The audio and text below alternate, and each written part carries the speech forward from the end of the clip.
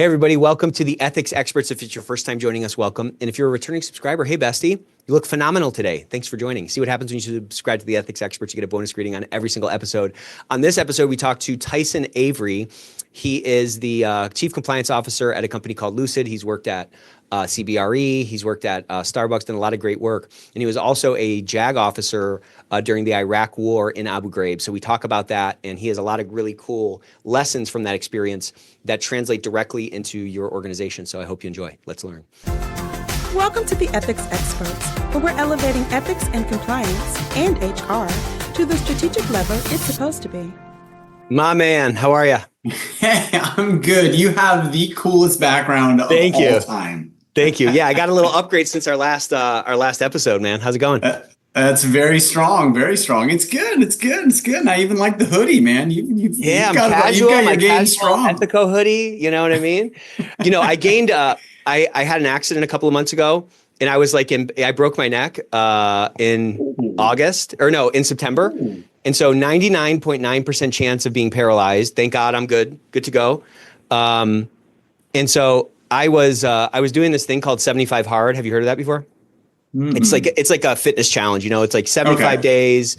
You work out twice a day. You drink a bunch of water. I don't know. It's a bunch of stuff like that. And so I was like getting in really good shape. I was almost halfway through 75 Hard when I got in my wreck. And then I was like in bed for like 2 months. Wow. So you just declined. Oh, dude, I'm so weak. You can see I'm in my my sweatshirt phase because I put in a couple of LBs and it wasn't even holiday related. Okay, so that's I like to come across like I'm casual. I'm really just hiding. I'm hiding in a sweatshirt right now. Well, there is a tremendous amount of humility in what you just said, but I tell you what, so I'm 51. But I think that we talked about this before. I served in the Marine Corps for a long time, so I still wake up every morning at 4:50. I work out. My goal is to run 1,300 miles every year, and this year I got 1,310 miles a year, and I do weights and all that good stuff. But you know what? The way that I think about it though is I'm just going to go as long as the good Lord tells me. Eventually it's going to be a knee or an ankle or heaven forbid not a spine or anything. But you do what you can, and if you've got the ability, go for it. So I have to ask, what happened? Did you fall funny? Automobile accident? Yeah, I was in a car accident. I was driving to Atlanta, and I got sideswiped. Someone drove off, and I woke up in the totaled car. And I was about to give a keynote speech the next day because I was I was coming down early because I didn't want there to be any issues, and I didn't think anything was wrong. Like my neck definitely hurt, but I just thought it was just like car accident pain, and I was like, I got to do this speech tomorrow. I don't even think I need to go to the hospital. And so they ended up talking me into going to the hospital. Could you move fingers and toes and everything? Yeah, I could move. I didn't want to go to the hospital because I thought I was fine. I had to do the speech, and I just thought it was going to be such a cash grab, of scamming me into an ambulance, and then they wheel me into the emergency room, and I was just like counting the dollars, like the dollars were going out. I was like, this is a freaking cash grab. I'm fine. And then the guy was like, your neck's broken, and I was like, all right, good thing I listened. Crazy. Yeah, because you could have made just a natural movement, and it could have been enough to sever. Crazy. Wow. I mean, just to get that close, and I saw the MRI of how close it was. I mean, just thank God, man. I mean, it was really, really a wild. Thank God, indeed. I hope. You were already doing amazing self-improvement things, but I hope you look at this and say, okay, this is my chance. Now that's exactly how I'm looking at it. Yeah, I got a little project now. I got a little project for 2025. Get back in shape. You know what I'm saying? Get healthy again. But it's crazy. I mean, I took the neck brace off a couple of weeks ago, and it's still so tight. It's really stiff. Yeah. It's crazy how the body responds. It's like your circumstances change, or it's like my body was like, oh, I guess we don't need these muscles anymore.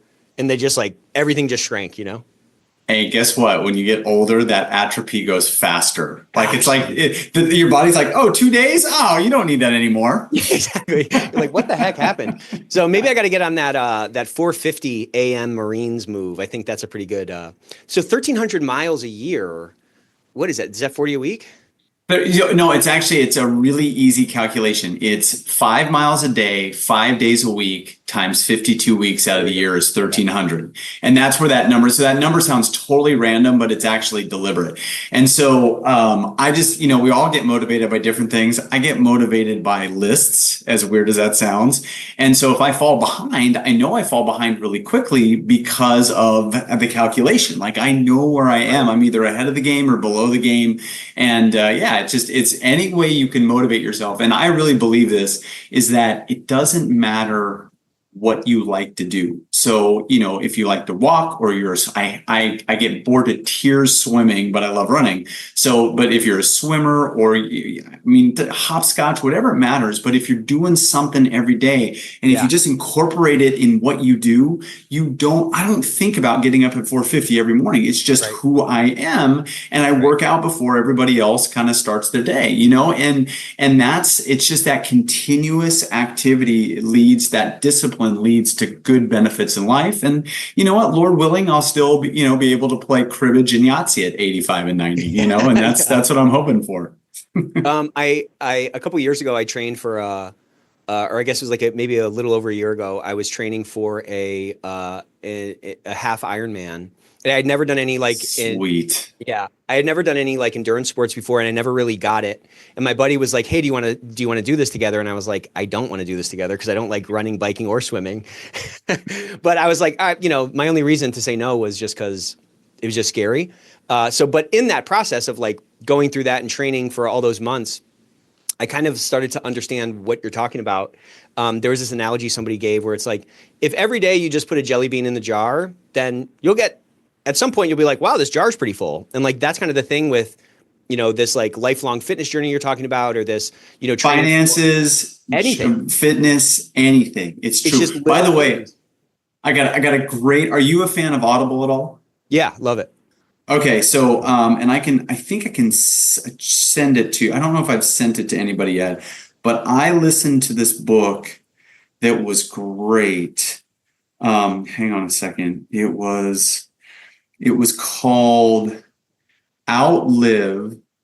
I listened to two. The first one was called Outlive by a guy by the name of Peter Attia, who apparently is a big deal.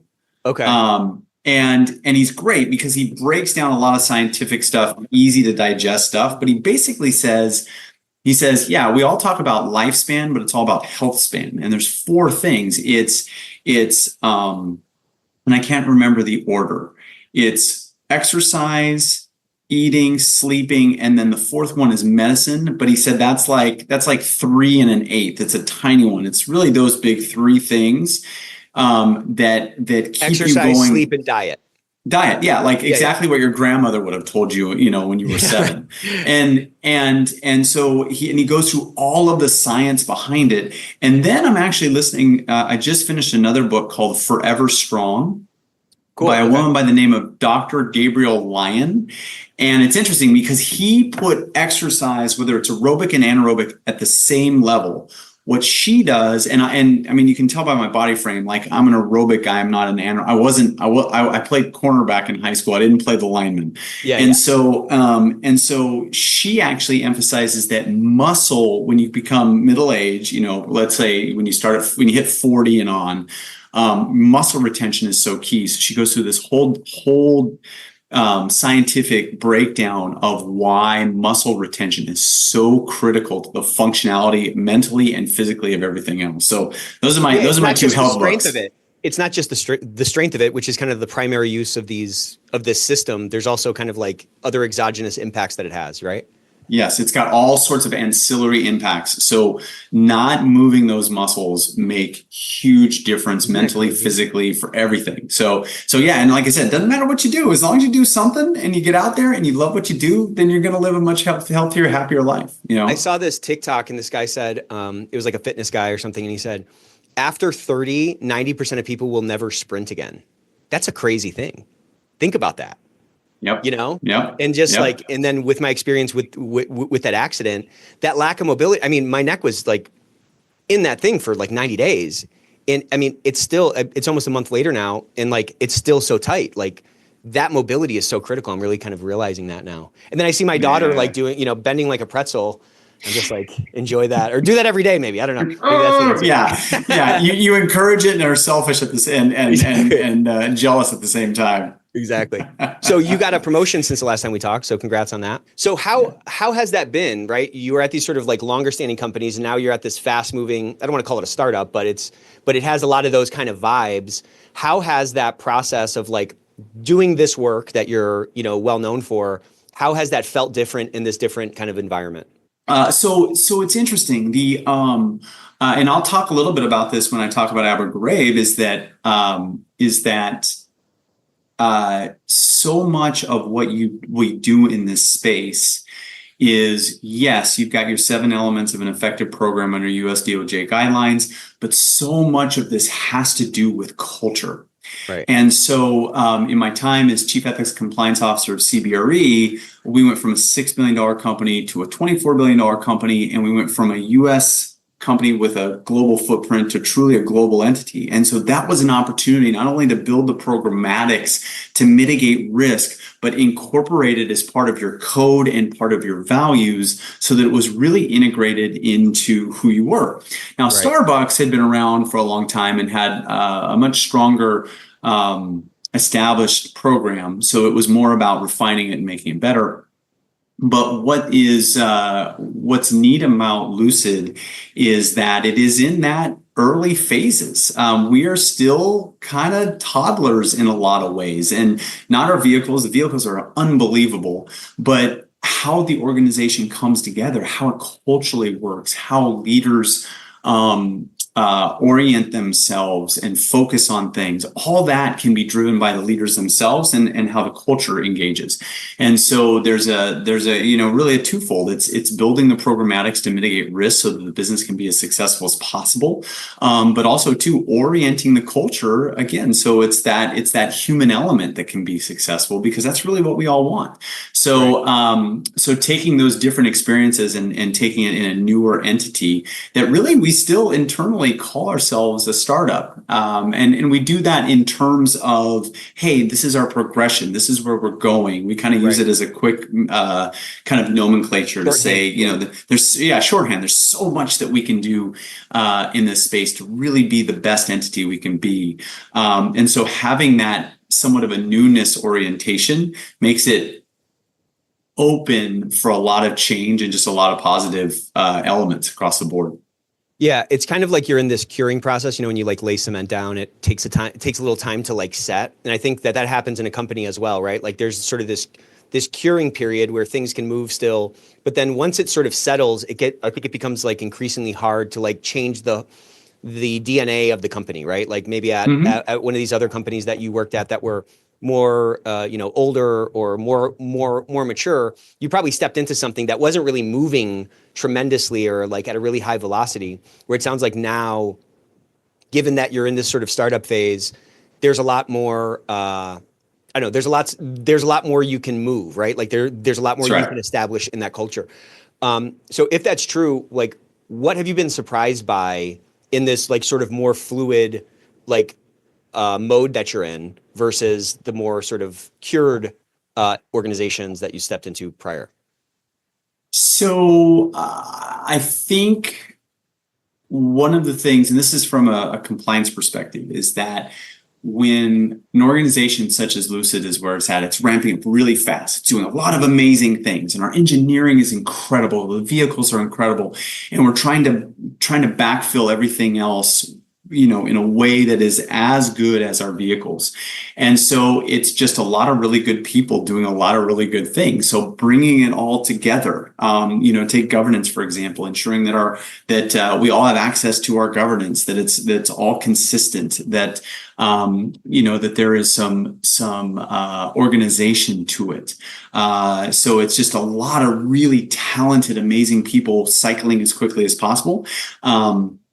And to bring that together in a holistic way is still part of the challenge, and I think that's true with any new entity, and again, that's what makes it exciting, and that's what makes the future of Lucid so amazing, because again, we have such tremendous vehicles, and they are really truly the future of our mobility. And we have a real opportunity to be part of a very important change in culture. So if you listen to the CEO of CBRE, pick one, talk, and you listen to the current CEO or the prior CEO of Starbucks talk, and you listen to the Lucid CEO talk, those guys sound very different, right? Like Yes. one is, Yes. the Lucid guy, he seems to be he seems to be kind of an engineer.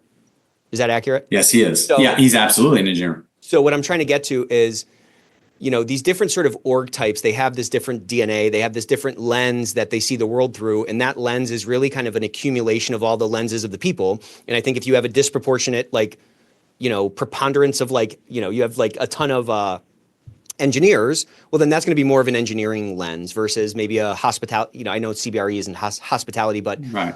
Starbucks Person kind to of person. is, right? Person to person, kind of B2C type of thing. Well, I guess you're B2C also.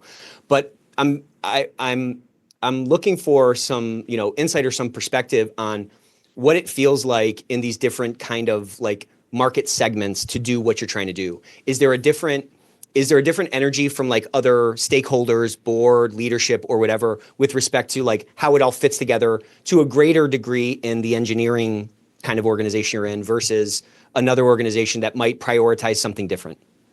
Yeah, that's a really good question.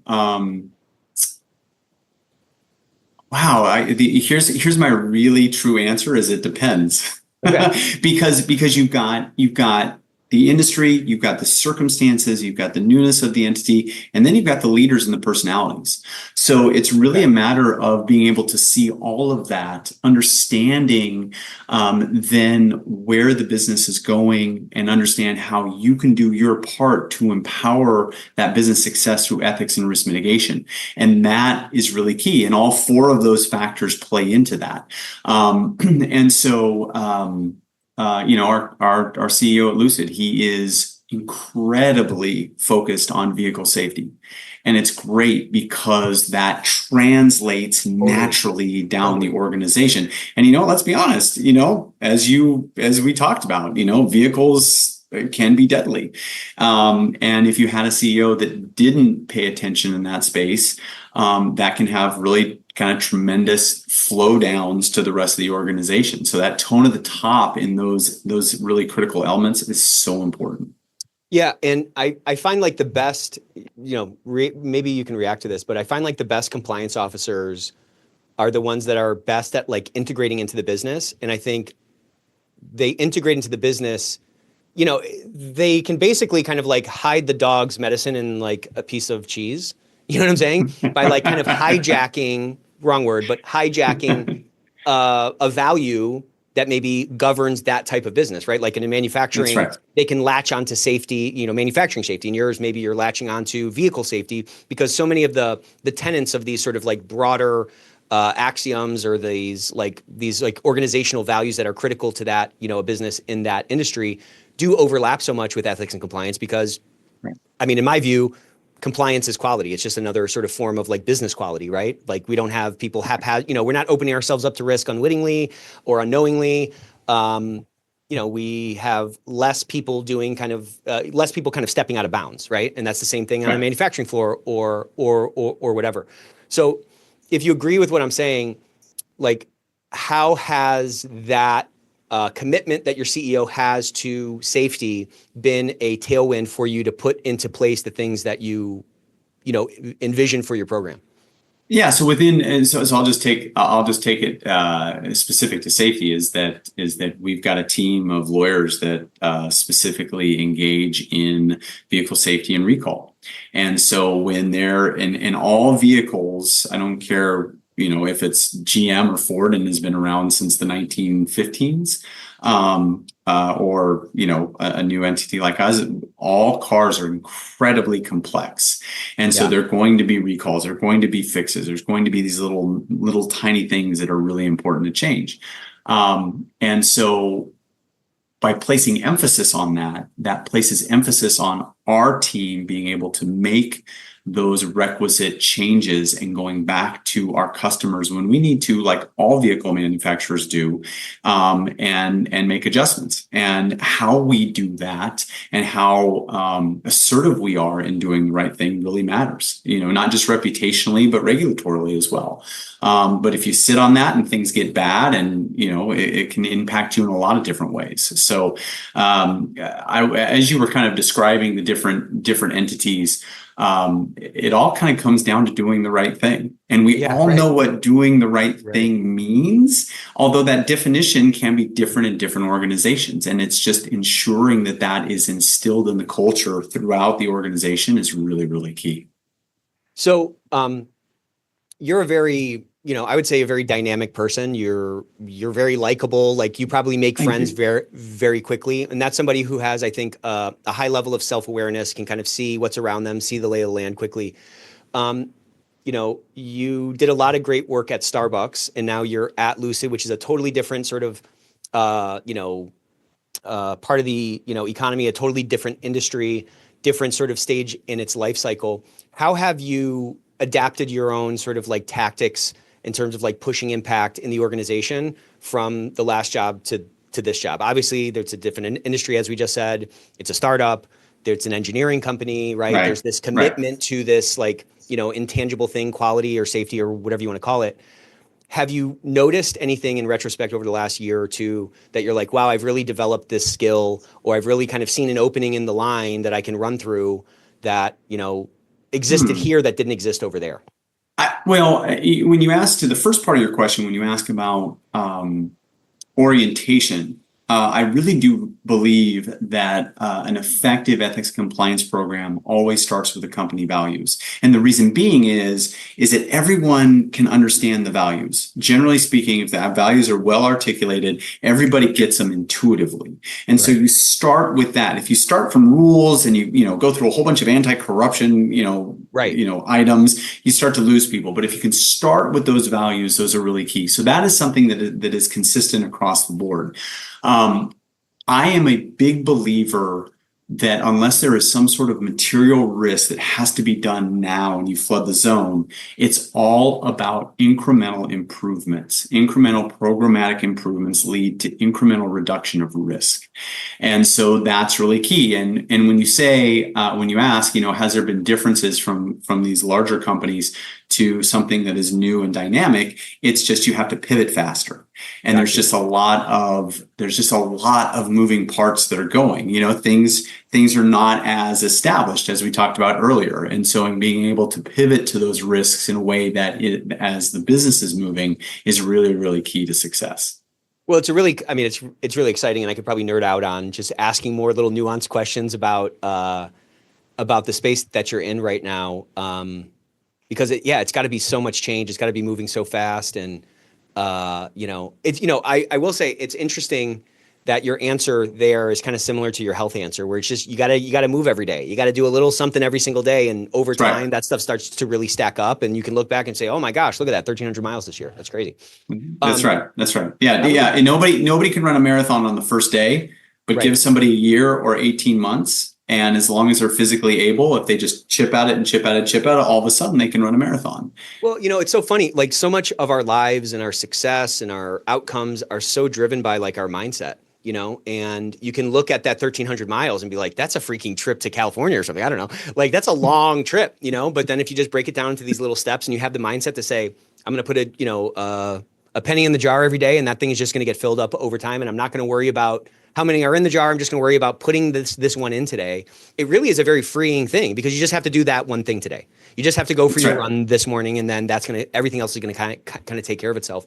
But it's so easy to get over. But similar to the runs, there are times where you're going to sprain an ankle, or you trip on a log as you're running. And you can't run for a week and a half because you got bruised knees or whatever. And so, but that recognition and that's similar to the space here in compliance, is that you're working on things and you're chipping away at things and you're working on ways to empower the business to be more successful. And then something happens where you have to go into remediation mode. You have to go into investigation mode. And those things happen. And that's part of what we do. So it's the proactive and the reactive. But as long as you are continuously focused on getting back to that proactive, incremental improvement, you're gonna help the business be more successful.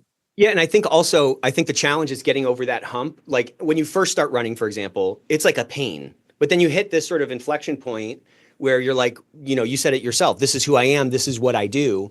And I think when you hit that tipping point and you trip on the log or you sprain your ankle, there's a different sort of desire and push to get back on track, to get back out. That's right. And so it helps you, I think, keep, I'm, kind of going back to my mindset comment. If we have the mindset of incremental improvements, then when we get off track, when something pops or there's a fire or whatever, then it's very easy to get back into it. I think when we're not in that mindset and something like that pops, it's very easy to feel like, man, I'm stuck in the hole. I'm never going to get out of this hole.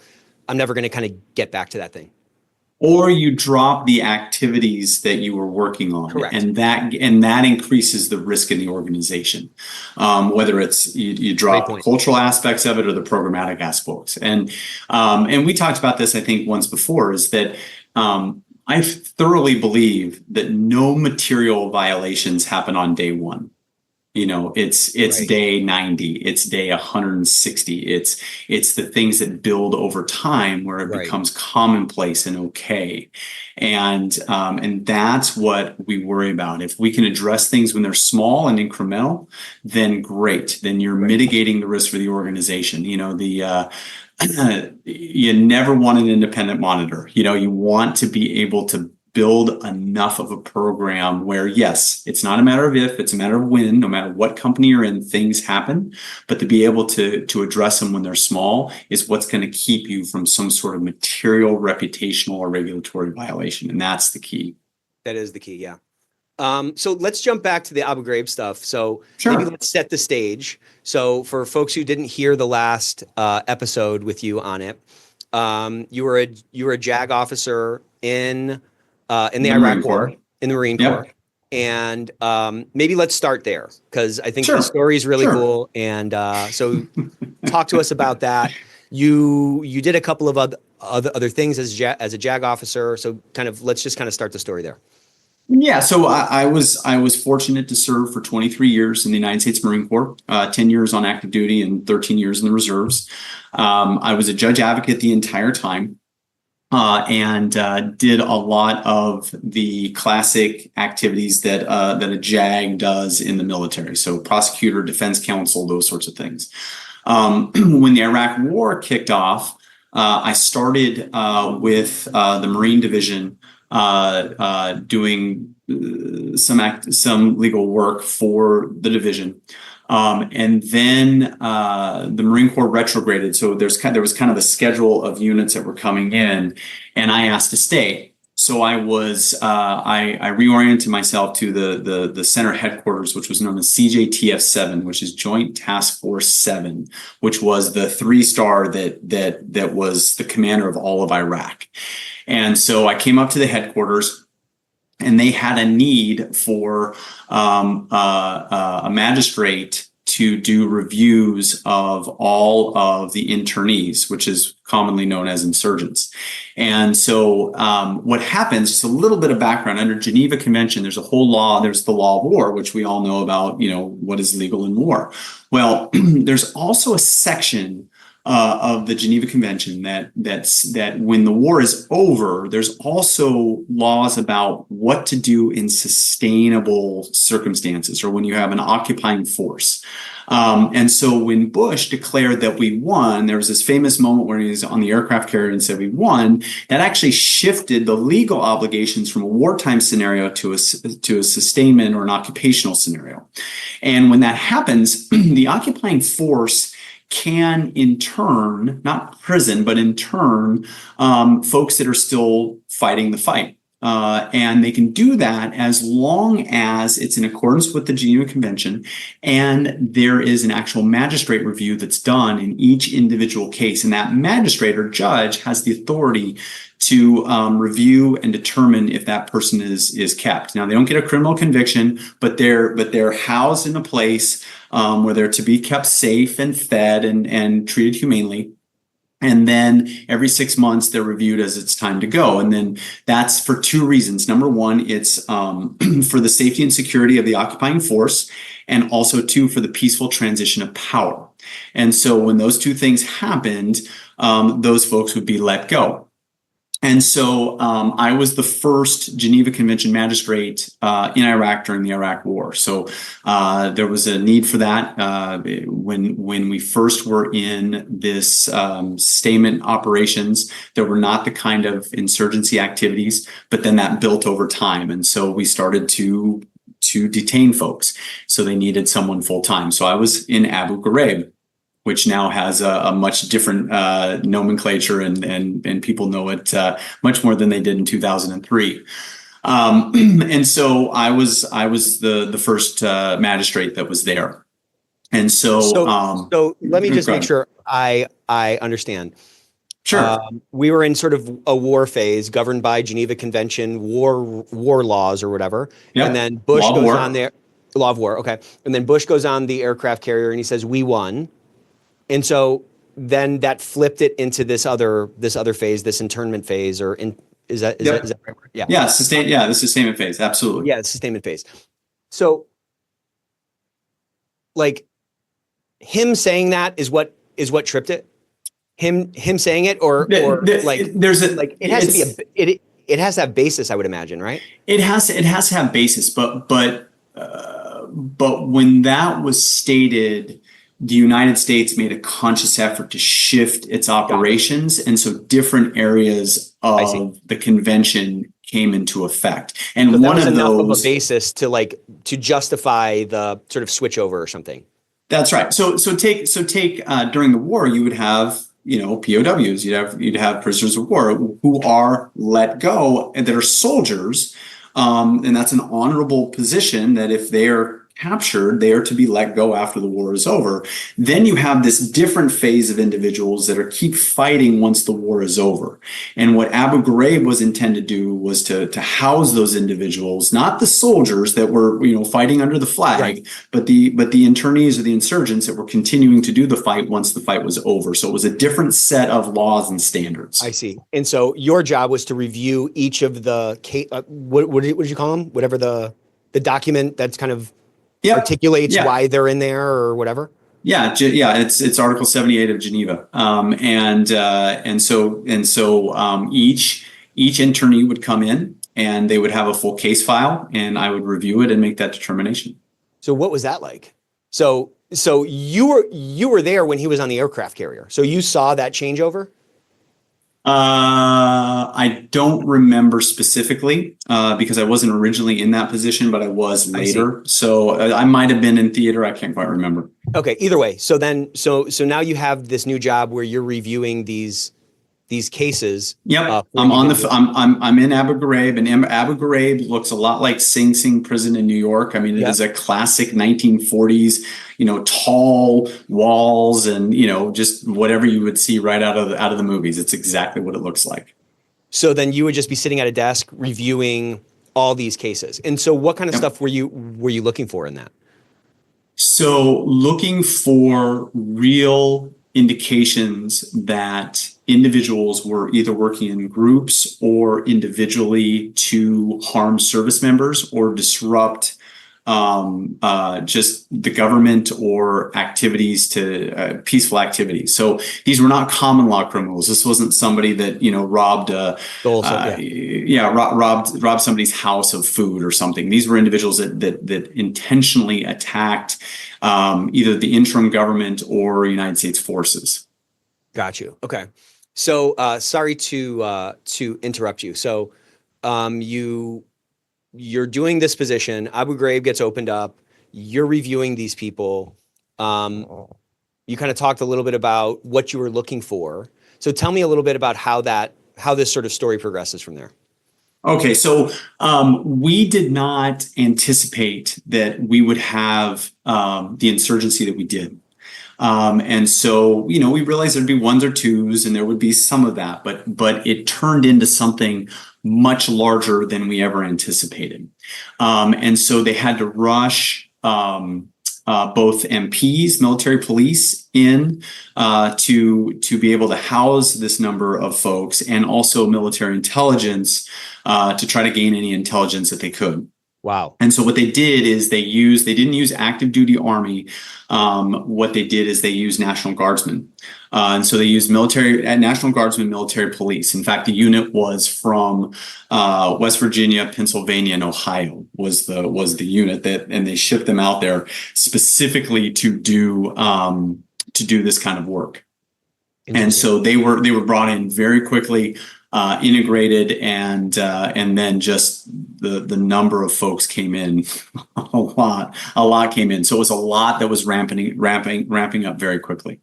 Did the false positive rate, or was the false positive rate affected by the fact that National Guardsmen were used versus regular military intelligence people? No, because the National Guardsmen were those that were guarding the facility. So it was military intelligence guys. No, it was each area. You could kind of think of Iraq was divided into not states but different regions, and there were large divisions that commanded each of those divisions, and so those divisions would then bring in folks that were engaged in insurgent activities. So how quickly did you realize that this was going to be way bigger than you maybe expected, or than you know what I mean? It was kind of a matter, not to downplay it, but it's almost like a restaurant where you're successful. Your first couple of days, you may get one or two customers, and then all of a sudden you get a flood of customers and you're overwhelmed. Right. And that's what it felt like. So, and it was very much commensurate with insurgent activities in theater. And so there was just a very strong ramp up, and they brought in a lot of people to support it. Why do you think it was so surprising? Like, was it just like like we didn't understand the population as well, like how much insurgent heart they had? Like there's been a lot of research in that space, and that's not where I have a lot of background on, but I think we underestimated. We had this belief that when Saddam was removed, that it was going to be, open arms. Everybody was going to be brought in, and that happened for a very short amount of time, and then it shifted. So we did not anticipate the cultural shift that happened. Wow. So how long were you in that position, and when did it little less than a year? Little less than a year. And how long is the whole Abu Ghraib story? So it started in about 2003, and I do not know when it was fully shut down. But again, it was transferred back to the Iraqi government. Abu Ghraib was originally a civil, your traditional kind of prison, and so there was a handoff at one time, and the insurgents were then released because again there was no reason to keep them under Geneva anymore. So because they were not criminally convicted, they did not have sentences. They were held and reviewed at a certain period of time. Yeah. So Abu Ghraib was around for several years, but when it closed, I'm not exactly sure. And so there was obviously a big story about it. It has this different connotation. What do you think happened there? So this is, and we've talked about this before, Nick, this is how I got really passionate about what I do now in the civilian world. And I am so passionate about empowering success through ethics and risk mitigation.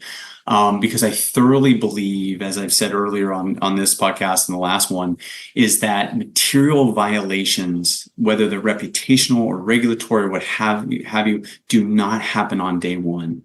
Yeah. And that they happen over time and they get greater and greater. And so the pictures that we all saw at Abu Ghraib, those things that shamed the United States, that it was the greatest, it was the biggest, red mark to the military since the Vietnam War. Right. It was really that big of a scandal. And that did not happen on day one. It started with a derogatory term and a push, and it built and it built and it built. And all of this misconduct happened between 02 and 04. So it happened in the middle of the night. And it also happened in most of the internees were all outdoors. So they were in still within the confines of the facility, but they were in what you see on TV, the triple concertina wire with the tents and all that kind of stuff. That's where most of them were.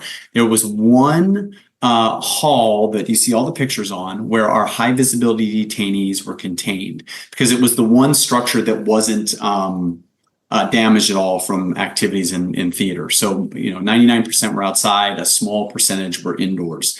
And there was a team of 6 that were the night guards at Abu Ghraib. And again, like I said, it happened small. And they got so used to their misconduct that it grew and it grew and it grew. And I thoroughly believe, and again, going back to, these were National Guardsmen from Ohio, West Virginia, Pennsylvania. These were Americans, like Americans, and all intending to do good things for America and help with a peaceful transition of power in Iraq. All of this stuff. These were not people that came, to Iraq thinking, I'm gonna, beat some people up. Like, nobody had that intent. But this was, in my opinion, and what I experienced, the Stanford prison experiment in real life. And there's been some question as to the validity of the Stanford prison experiment. Yep.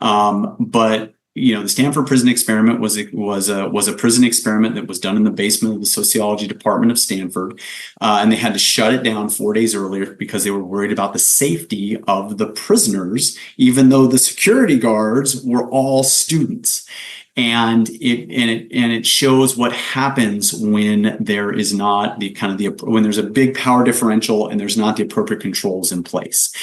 And like I said, as time has gone on, there's been some light as to how that was potentially influenced in the Stanford prison experiment. But this is the closest thing in real life where it has actually happened. And there were several things that happened. But I truly, truly believe that Abu Ghraib was a result of a failure of ethical leadership. And here are the reasons why. Is that, again, all the misconduct happened in the middle of the night, and there was no ethical leadership by example. The officers, the MP officers, never showed up at night. There was no communication of expectations. There was never this constant discussing of values, what we're doing, why we're here, we're beyond reproach. We represent the United States. There was not that kind of continuous discussion of, hey, you are wearing a uniform. This is who you are. We are all going to serve honorably. Third, interestingly enough, is there was no training. These MPs, there's 2 different types of military police. The greater percentage, 90% of them, 85% of them, are your traditional police officers, the folks that patrol the bases and give tickets for speeding and that kind of stuff. There's only a small percentage that actually do prison work. And so these were your classic MPs and were not trained in these ways. So they didn't have a lot of training. The other thing is they didn't have an understanding of their mission. They didn't understand how critical it was for our relevancy to be in theater and to wear the white hat, so to speak, and to really help with the transition of power. They were critical to that, to make sure that these operations were kind of benign and never hit the press and everybody was treated ethically and humanely. That was huge to our ability to effectively transfer power in country. And after Abu Ghraib, the insurgency increased dramatically. And it just shows how 5 people can have a material negative impact. And there's several statistics. You can Google it, but you can see the rates of insurgent attacks post Abu Ghraib as opposed to pre Abu Ghraib. The next one is that the soldiers were overwhelmed. Iraq is kind of like Miami in the fact that it's hot and it's sticky. So imagine being in a cinder block prison for 12 hours a day, 7 days a week for a year at a time. And they were just tired and overwhelmed and they didn't want to be there anymore. And every time they looked at an insurgent, they were the reason why they were there. And so there was animosity. And there was no counterbalance to that in terms of purpose or whatever, value. That's right. Impact, That's right. Whatever. Yeah. And then the last two I think are really, really key, is that it started small and it wasn't immediately addressed. And this is what I mentioned earlier, is that it started with a derogatory term in English, and then they started learning a little Arabic and they would throw that stuff out. And then it was a push and a shove, and all of a sudden they were taking shirts off, and then it grew and grew and grew. And they got so comfortable with their misconduct that they took pictures of it. And back then we didn't have our phones where we could just send it to people. Some folks had digital cameras and laptops. That was the fanciest of the equipment that people had in 2003. And so, but they got so comfortable that they started burning CDs of these photos. And so that just shows how out of control it became. And a lot of times in corporate America and anywhere in government, what have you, individuals that are engaged in misconduct will all of a sudden turn around and go, oh my gosh, how did I get from point A to point B? How did I do this? And again, these were good Americans that didn't have an evil intent when they started. So it started small and it wasn't immediately addressed. And then the last one is that there just was no supervision.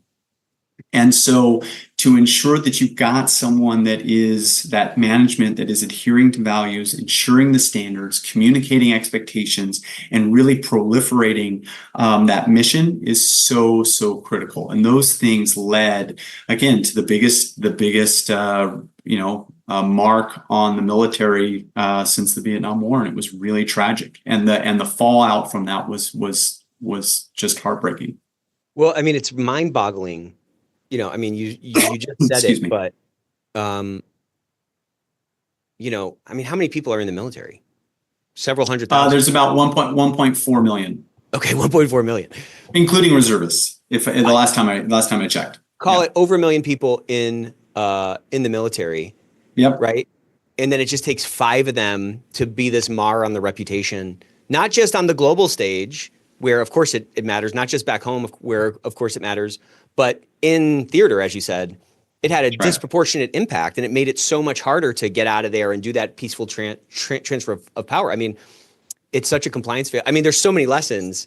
There's so many that, like, it's such a picture. It's such a corollary to what we deal with on a day-to-day basis. That little incrementalism and not addressing something and not having a vision and purpose and controls in place and supervision.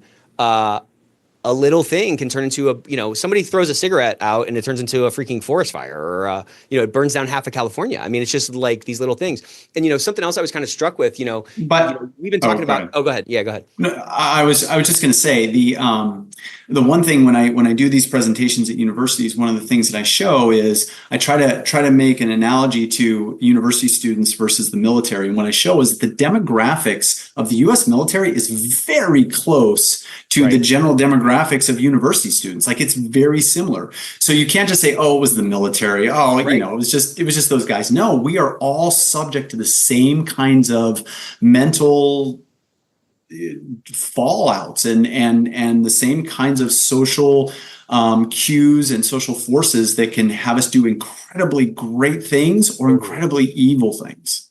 Yeah. I mean, you see somebody sometimes, you got to just say, like, but for the grace of God, there go I. Because, like, everyone is just like a baby at some point. Tabula rasa, you come in and, someone who's passed out under a bridge with a needle in their arm, at some point they were a baby, and they, at some point they smoked their first cigarette, and then it's this incrementalism thing. And, we've been talking about incrementalism a lot in this conversation, just doing a little thing every single day and pushing that forward. That can go either way. That can go up or down, That's right.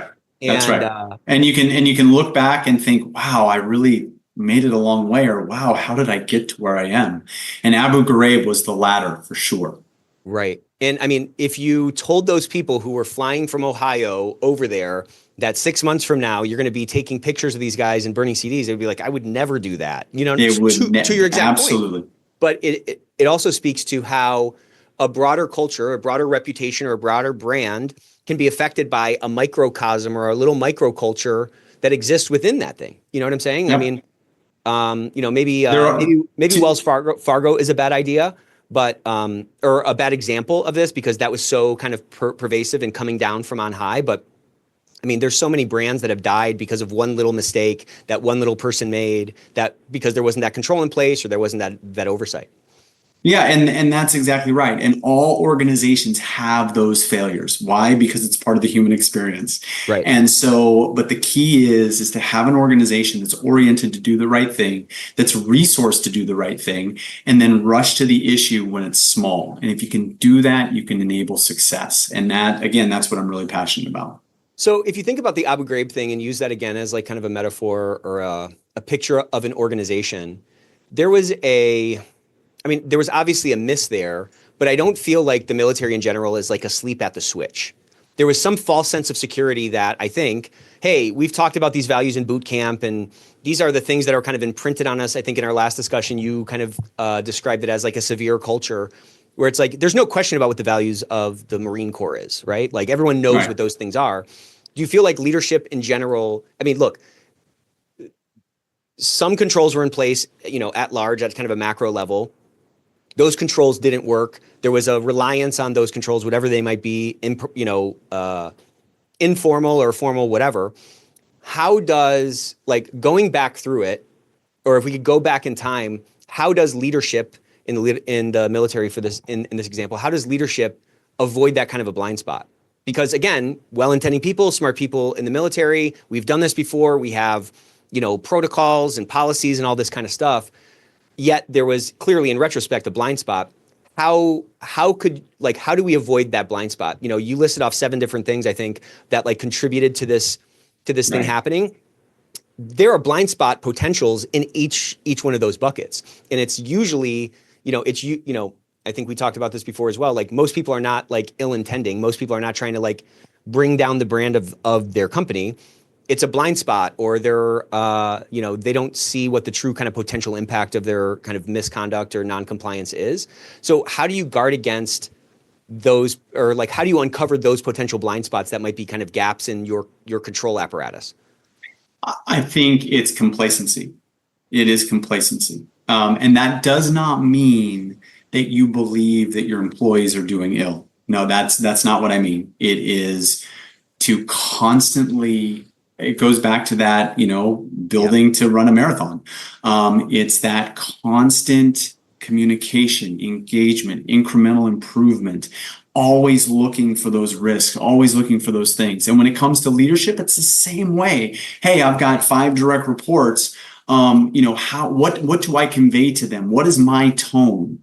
Tone at the top is so powerful. What leadership says at all levels matters. So thinking that you're good is the first place that's going to get you in trouble. And again, not because anybody's, naturally evil, and I don't believe that for a second. It's just because we can all go off the wrong path. Yeah, man, I love it. I don't know. I mean, it's like you're never healthy, right? You're just trying to be healthy. You're never perfect. You're striving for perfection. And I think when you let that sort of status quo, that sort of good enough mentality kind of soak in, then you probably get a lot more blind spot, potential. Man, this was great. I can't believe our hour is already up, man. Thank you so much for coming back on. Great to see you again. Great to see you, Nick. Thanks for sharing this story. Where can people find you, or where can they see this presentation? And it'd be great to have you on the Ethics Verse sometime to kind of talk about this, because I just really love those 7 takeaways are really strong.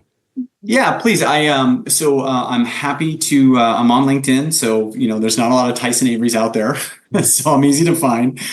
So please link in with me, and I'm happy to converse through that. I've done several university level discussions. So if there's anyone out there that would like a presentation on this, I'm happy to do that. I want to make it very clear. I am a retired Marine now, so I'm not representing the military. These are my own inputs and how I have then incorporated them into what I do now. So these are my own experiences and impressions, but I do think they leave a good impression. But I will say this, I've been doing presentations like this for, 15 years, 20, my goodness, almost 20 years. And it's interesting, the younger groups don't necessarily remember Abu Ghraib the way we do. Right. So it doesn't have quite the impact it does. But I'm always happy to convey the message, at least the underlining messages, that really unfortunate circumstance, what it represents. Well, this was awesome, man. Thank you so much for coming on again. This was really cool. We will see you soon. Happy New Year. All right. Thank you so much, my friend. Take care.